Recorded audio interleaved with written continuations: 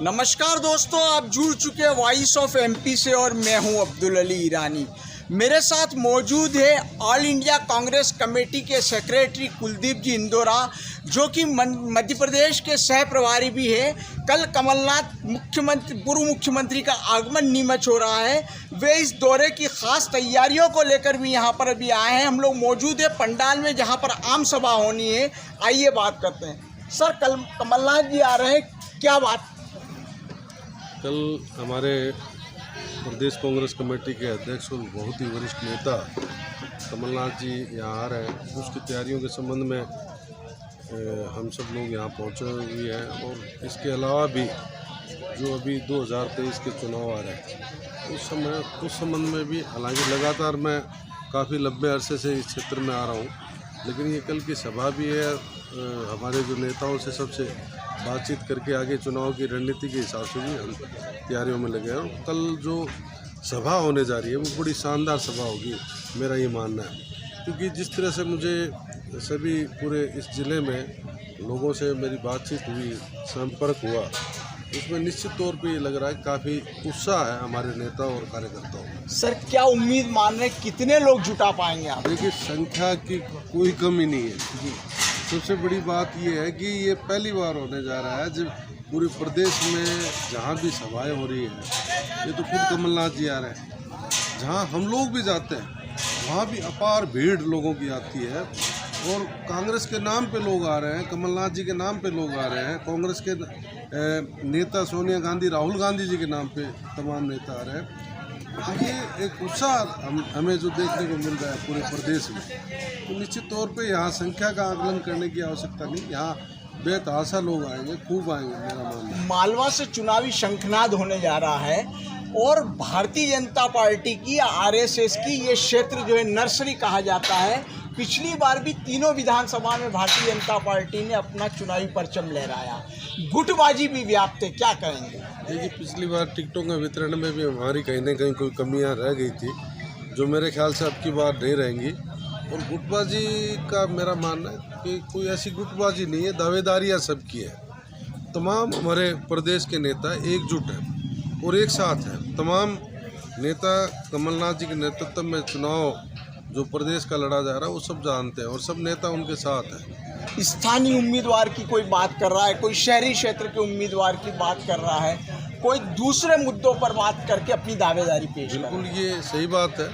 दावेदारियां करने का अधिकार सबको है, कोई शहर और ग्रामीण से अलग अलग कर रहा है, लेकिन इसका आकलन तो हमें करना है। जो यहाँ के जिला कांग्रेस कमेटी, ब्लॉक, मंडल और तमाम यहाँ के जो लोग हैं उनसे राय मशुरा करके ही टिकट का चयन होगा मेरा। सर, आपको एक बात जानकारी में आई होगी कि होर्डिंग से शहर को पाट दिया गया है।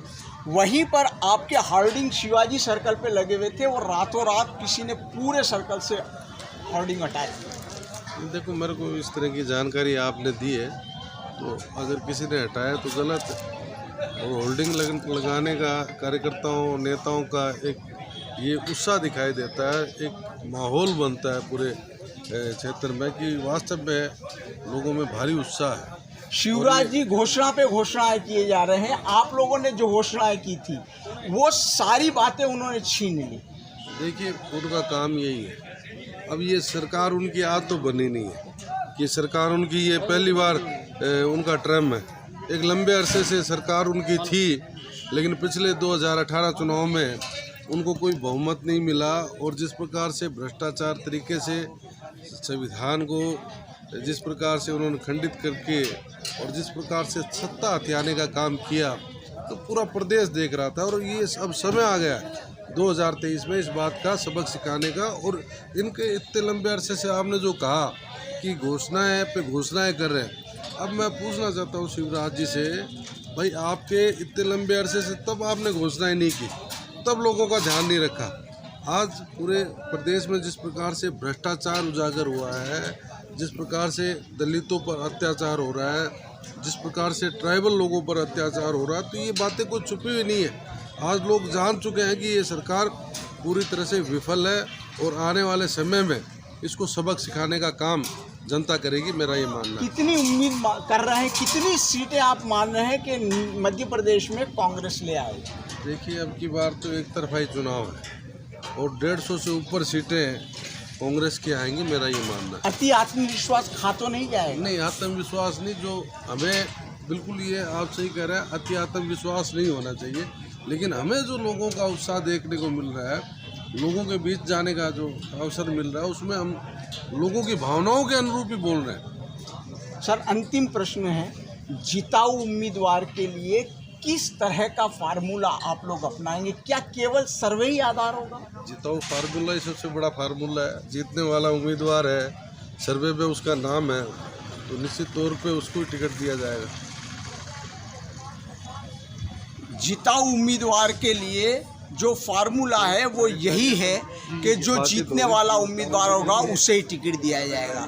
दूसरी बात, कुलदीप इंदौरा ने ये कही कि हर तरह से मध्य प्रदेश में शिवराज सरकार असफल रही है और कहीं पर भी किसी भी तरह से इस बार भारतीय जनता पार्टी को जनता मौका नहीं देगी। उन्होंने दावा किया कि एक तरफा लहर चल रही है और कांग्रेस की विजय निश्चित है, सरकार कमलनाथ की बनने जा रही है। देखते हैं ये बात उनकी कितनी सही साबित होती है, या कहीं ऐसा तो नहीं कि कांग्रेस अति आत्मविश्वास में है। वॉइस ऑफ एमपी के लिए मेरे सहयोगी पवन राव शिंदे के साथ अब्दुल अली ईरानी।